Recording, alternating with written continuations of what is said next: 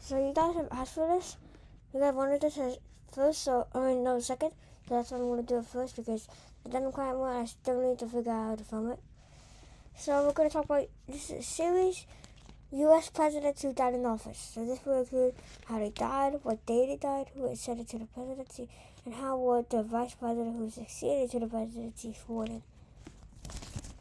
So if you guys look in the upper corner, you guys can see here's the list.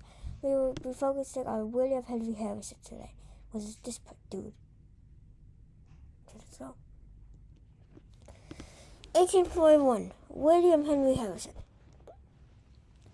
William Henry Harrison fell ill on March 26, 1841, after being caught in a heavy rain without cover, and despite numerous treatments, the bloodletting and herbal remedies, his condition worsened over the next 2 days. His illness sparked public concern, with crowds gathering outside the White House awaiting news. Harrison died on April 4th, exactly 1 month after his inauguration, making him the first U.S. president to die in office. His death prompted a constitutional crisis over which Vice President John Tyler should assume full presidential powers, but Tyler asserted his authority and set out an important precedent for presidential succession. Harrison's death also gave rise to the quote-unquote curse of typical new, a superstition linking presidents elected in years ending in zero to untimely death, a pattern only broken by Ronald Reagan. So here is William Henry Harrison, and Harrison's death left John Tyler to succeed to the presidency. Here are some photos related to William Henry Harrison's death, burial, and more.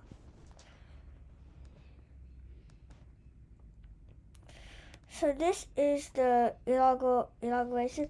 Harrison gave out 8,461 speeches in the freezing cold of May without a coat or jacket. His last words were, quote-unquote, "Sir, I wish you to understand the true principles of the government. I wish them carried out. I ask nothing more."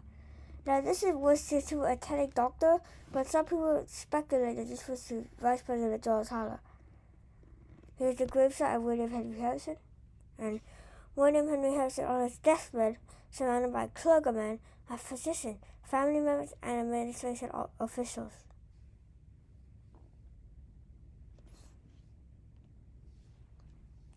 How did John Tyler assume the presidency? When Harrison died on April 4th, Tyler was at his plantation home in Virginia, his home state. He would not hear the news until Daniel Webster, Harrison's Secretary of State, reached him the following day. On April 6th, Tyler headed to the Brown Indians Queen Hotel in Washington, D.C. Tyler was then sworn in by William Grant, at the time the Chief Justice of the United States Circuit Court of the District of Columbia. Here's a photo of an illustration in 1891 of Tyler receiving the news of Harrison's death. This is William Grant, the person who swore John Tyler in, and this is the Brown Indians Queen Hotel. How long did John Tyler serve?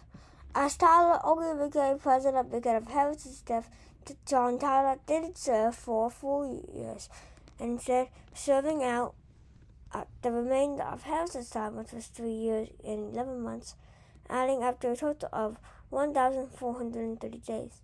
He did try to run for re-election in 1844, but failed because he was expelled from the Whig Party right after becoming president, so the nomination going to Henry Clay, who would go on to lose the election. It is Henry Clay who lost to James K. Polk, 170 votes to 105 votes. But this is actually not a big landslide because if Clay just won New York, he would have won the election. Because there was 36 votes, he would have won 141, and the 138 is to win.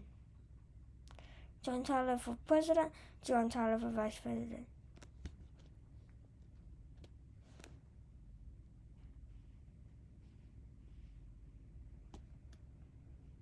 And that's the end of the video, and I just showed you guys a very quick sneak peek without warning, which is what I'm going to be doing for every single episode. Peace.